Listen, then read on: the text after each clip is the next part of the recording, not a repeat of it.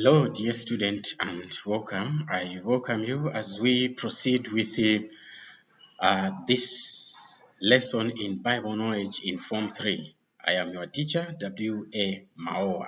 Today, we are proceeding in lesson where we are going to look at Isaiah's withdrawal from his public ministry. We know Isaiah was engaging the kings, especially King Ahaz at this time. We have looked at him going to the king, encountering with the king 2 times when the king did not hear anything, did not understand anything, did not take heed that the message was from God. In this case, we are going to look at his temporary withdrawal. So we'll look at this, and also the other part, we are going to look at the issue of the future king and the peaceful kingdom. So be there, be with me up to the end.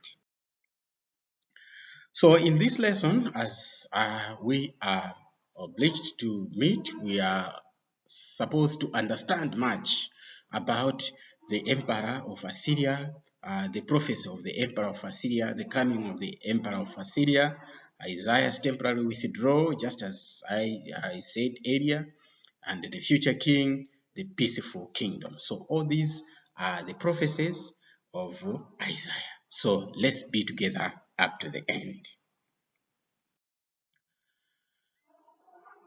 Now, to begin with, there is a small part which talks about the emperor of Assyria is coming. It's a prophecy from chapter 8, from verse 5 to verse 9 in chapter 8. Read that part, you are going to see that one.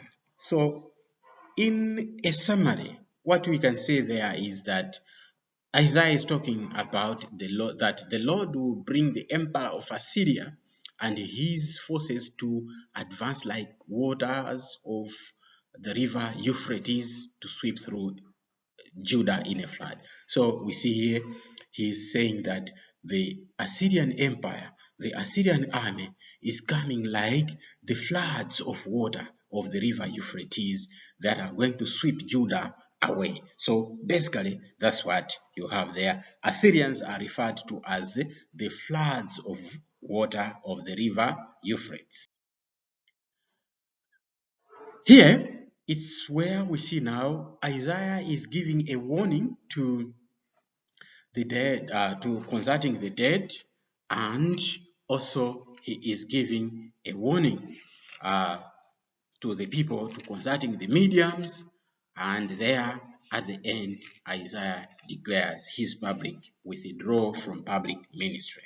From chapter 8 verse 10, that's where I'm going to read now. Verse 10. Make your plans, but they will never succeed. Talk as much as you like, but it is all useless, because God is with us. Verse 11. With his great power, the Lord warned me not to follow the path which the people were following. He said, do not join in the schemes of the people, and do not be afraid of the things that they fear. Verse 13, remember that I, the Lord Almighty, am holy. I am the one you must fear. Because of you, my awesome holiness, because of my awesome holiness, I am like a stone that people stumble over. I am like a trap that will catch the people of the kingdoms of Judah and Israel and the people of Jerusalem. Many will stumble, they will fall and be crushed, they will be caught in a trap. You, my disciples, are to guard and preserve the message that God has given me. The Lord has hidden himself from his people, but I trust him and place my hope in him. Here I am with the children the Lord has given me. The Lord Almighty, whose throne is on Mount Zion, has sent us as living messages to the people of Israel. But people will tell you to ask for messages from fortune tellers and mediums who cheat and neuter. They will say, after all, people should ask the messages from the spirits and consult the dead on behalf of the living. You are to answer them. Listen to what the Lord is teaching you. Don't listen to mediums. What they will tell you cannot keep trouble away. The people will wander through the land, discouraged and hungry, and their anger and their hunger, they will curse their king and their God. They may look up to the sky or stare at the ground, but they will see nothing but trouble and darkness, terrifying darkness, into which they are driven. They are being driven. There will be no way for them to escape from this time of trouble. I've read all these verses from this chapter. Now, from the passage, why did Isaiah withdraw from his ministry? We have seen here, maybe because his prophetic work was a failure. Remember, we have been talking of Isaiah to the people who are stubborn. So he saw to it that he was speaking, but people were not listening. He was weared out by adamant attitude of King Ahaz. Remember, Ahaz did not take heed to any of what Isaiah was saying. He wanted to pay more attention to his disciples. Maybe he wanted to give his disciples a chance to put his messages in writing. He waited for his prophecies to be fulfilled because he has talked about so many prophecies. A young virgin is going to have a child, a future king, something like that. He talked about the coming of the Assyrians, all those things. That Israel and Syria, they are going to be defeated. They were just like the smoldering sticks, all those things. So maybe he wanted to give himself time to say, all right, if the messages I'm talking, they are from God, let it come true. In his time of withdrawal, what message did he tell his disciples? To guard and preserve the message that God had given him. People would be consulting the mediums, which the disciples should discourage them because they do not keep the trouble away. And people were going to bring in trouble in their anger, and they were going to curse God and the king. Because of the actions, their own actions, they are going to bring their anger now into God and the king. So there is a mention of my children in the passages there. What does that mean? Isaiah's own two sons. Maybe also it would mean his followers or the disciples. So that's what we get from there. But what would people ask, or what would people ask his disciples to do according to this passage? So the people, they would ask for messages from fortune tellers and mediums who cheat and neuter. So instead of consulting God, people would be consulting the messages from the mediums. Why would they ask such a thing from Isaiah's disciples?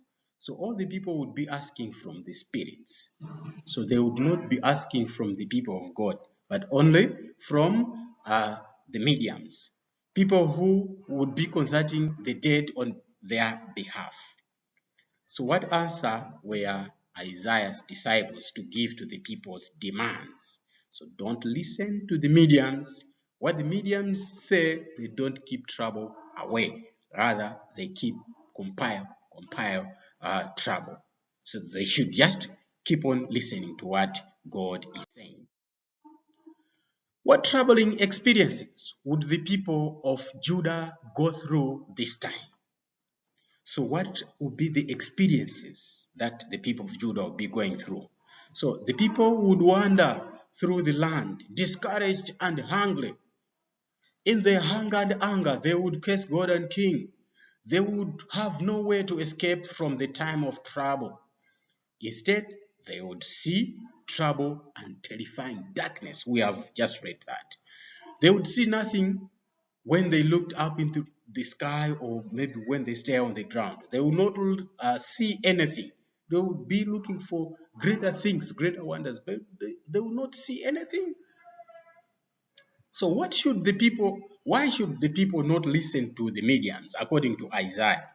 It is because these mediums cannot keep trouble away.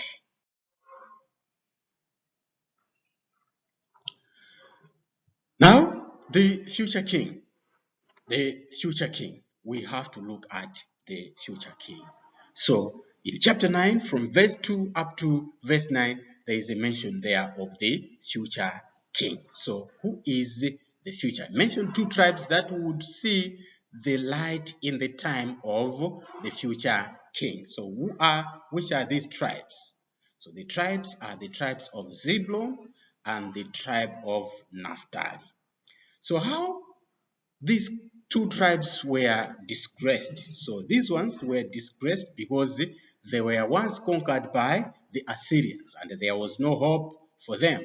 They were living and they were dispersed. After the Assyrians came, conquered the northern kingdom, they took all the people away in 721 BC. We talked about that. So all the tribes there, including these two tribes, they were living in a hopeless situation.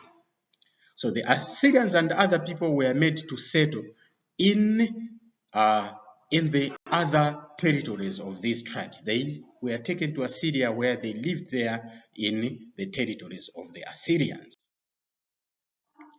What would happen, therefore? What would happen to these tribes when the new king came to the throne?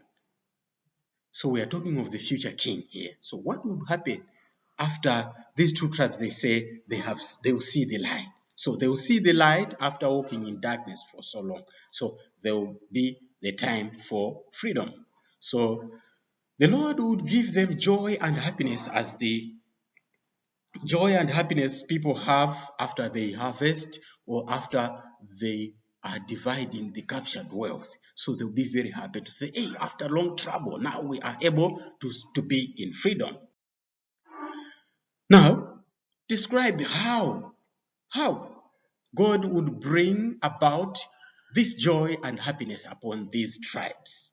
So he would break the yoke that burdened them. So to be under somebody, it's like you are under, you have a yoke.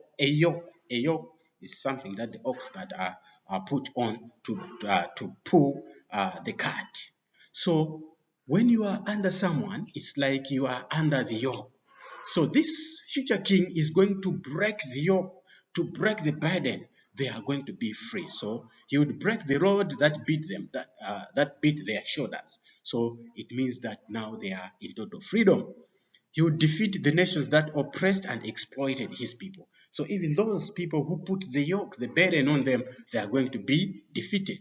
The boots and the blood-stained clothing of the invading army would be destroyed. So we see here, this future king is going to intervene on behalf of the oppressed people. Describe the titles according to the future king. So who is this future king according to this passage? So the passage mentions him as the wonderful counselor, the one who would make right plans and decisions according to God's will. He will be he will be called mighty God, which means he is a greater warrior who cannot be defeated. Eternal Father, he will have a loving and caring heart. And Prince of Peace, so there will be peace and harmony during his rule. So what are the 5 titles, or the titles that we see? The Wonderful Counselor, Mighty God, Eternal Father, Prince of Peace. So these are the titles that we see from chapter 9 there, from verse 2. What would be the characteristics of the future king? So how is he going to rule? So one of David's descendants. So they will identify him to be one of David's descendants, inspired by the Spirit of God, He is going to be wise and knowledgeable. He's going to rule with justice and integrity, and he'll be the one to bring universal peace. So he'll be from the line of David, led by the Spirit, with the knowledge of God. Justice will prevail with eternal peace. Mention the duties of this future king. So what is he going to do when he is on his throne? What is he going to do?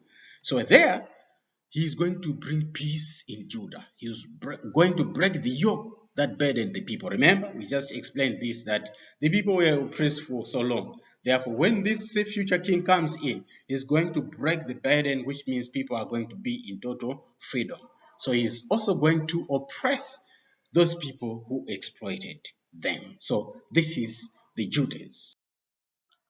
Mention two groups of people who would benefit from the future king's justice. We said he's going to rule with justice. So who are the people who are going to benefit much from his rule? So we see the poor, the hopeless. They are the people who are going to benefit much from here. In other words, the friends of God. But what would characterize the leadership of this future king? So when he is on power, so his royal power will keep on growing and his kingdom will be at peace. So he will rule basing on justice and right, just like David. So he will base on justice and right. There will be peace and his kingdom will continue to grow. And what was the significance of each of the following things in the Jewish society? So there are some things that are very important in the Jewish society. So what are these things? So we talk of land, temple, and king. So land, what's the importance of land in the Jewish society? It's a sign of the covenant between God and his people. And the temple is a sign that God is present where the people are. What about the king? The king, it sign that people are blessed because the blessings from God, they pass through their kings. And also the king represented the people before God.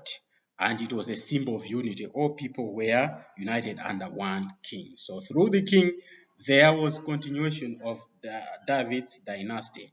And the expectation of the future king, a messianic king, it was through the presence of the king. So they were kings, but they expected another king to come as the Messiah. Zebulun and Naphtali walked in darkness. What does this phrase mean? So this means that these tribes of the northern kingdom were defeated by and became the slaves of the Assyrians. So as we have already pointed out, they walked in darkness means that they were defeated by other people. Now they have seen the light. What does that mean? It also means that they have been liberated. So liberation through the king or the new or ideal king. The yoke and the rod. What does this phrase mean again? The yoke and the rod. So oppression and slavery of the Jews after the Assyrian conquest. So we see that after the Assyrians conquered the Israelites, there was that yoke and the rod because people were whipped. They were forced to work on behalf of the Assyrians. A child is born to us. A child is born to us. What does that mean? The coming of a new king, since every king was an adopted son of God. So we see to it that when it is mentioned that a child is born to us, it means a new king has arrived. Now, the last section that we need to look at in this lesson is the peaceful kingdom as a continuation from the future king, a peaceful kingdom from the future king. So in chapter 11, verse 1 through 9, we see the future or a peaceful kingdom. So what was the loyal line of David compared to a tree? Why was it compared to a tree that had been cut down? So we see the royal line of David, it was compared to a tree that has been cut down. Why? It is because a new king would rise from David's descendants. So the line of David, it was compared to a tree. When you cut a tree, the upper part is gone. But the down part, what happens is that immediately the offshoots are going to come, the descendants. A new king would have humble beginning. The new king will come from where seemingly there is no life at all. There is no hope. So from there, a new king will come out. So that's why the line of David is compared to a tree. Because after you cut a tree, there is no hope of that tree to come back. But from that hopeless situation, then the offshoots are going to come. Describe the gifts of the new king would have. What would be the gifts of the new king? So you have wisdom, understanding, counsel, might, knowledge of God, and fear of the Lord. So we see that this new king is going to have a good understanding of God. He's going to have to be very wise, knowing that it is only God who guides the people. He is only going to have the knowledge of God, knowing that God is holy, loving, and mighty. So he will realize that God, Yahweh, is the one who is holy, loving, and mighty. You fear the Lord, you obey him, you keep his rule or his commandments. How do we classify these gifts of the new king? So we see that he has intellectual gifts, wisdom, and understanding. The practical gifts, the gifts of counsel and might. Religious gifts, knowledge of God and fear of the Lord. So he will be an intellectual. He will have wisdom and understanding. He will do things because he will counsel the people. He will be strong, and you have the knowledge of God. Now, explain how the new king would judge and rule his people. How is he going to judge and rule his people? So we see that he will judge. He will not judge by appearance or hearsay. He will judge the poor fairly. He will defend the right of the helpless. The friends of God will be defended in court. At his command, people will be punished and evil people will die. So he will rule his people with justice and integrity. So we see here, he's not a type of king who just hears a thing and passes just judgment on what he hears, but he is going to analyze, scrutinize things to say, why are these things happening like that? So he will not judge by appearance or hearsay. So he will judge fairly, disregarding to say someone is poor or someone is rich. But justice and integrity will prevail during his time.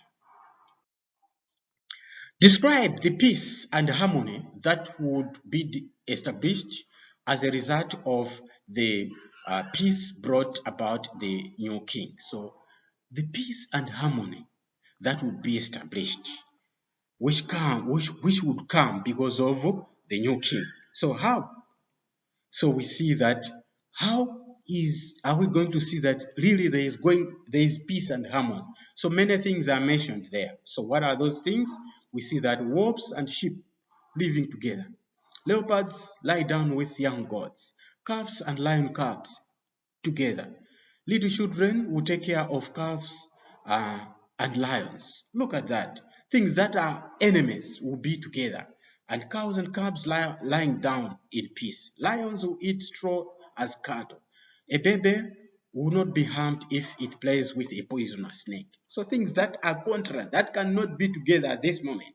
When that king, ideal king, the new king, establishes his peaceful kingdom, we see to it Isaiah describing that all those that are working in opposites, they'll go together. They'll go together in harmony. Finally, there is the mention of the stump and branches. What does this mean? The stump means the hope and the new beginning. And it can also mean David, the ancestor of all kings after David. Yeah. So it would mean the stamp of David and the ancestor of all kings after David. So it means where other offshoots are going to come from that stamp. What about the branch? The branch means the Messiah, the Messiah. That is the offshoots that are coming where the stamp, there is no hope. So, however, that stamp it is going to give up the Messiah. To this far, we have come to the end of this lesson. Indeed, we are looking at Isaiah's withdrawal and the new king or the ideal king and the peaceful kingdom. So we are now up to chapter 11. I guess you have taken something from there. But here with me now is also an exercise that would prompt you to respond. It's taken from the paper of 2015, where your friends also sat for this paper. So write these questions, answer them, then I shall give you the feedback. Thanks a lot for following this lesson. If you have any other query, any other question, please follow Xulendo.org, or you can WhatsApp here and you will be responded to promptly. And for references, you can also consult the similar books that I have also used here and many other pamphlets that are not published. There are also many there, you can catch them. So until next time, I am your teacher, W.A. Mawowa. Please listen to the voice of substance.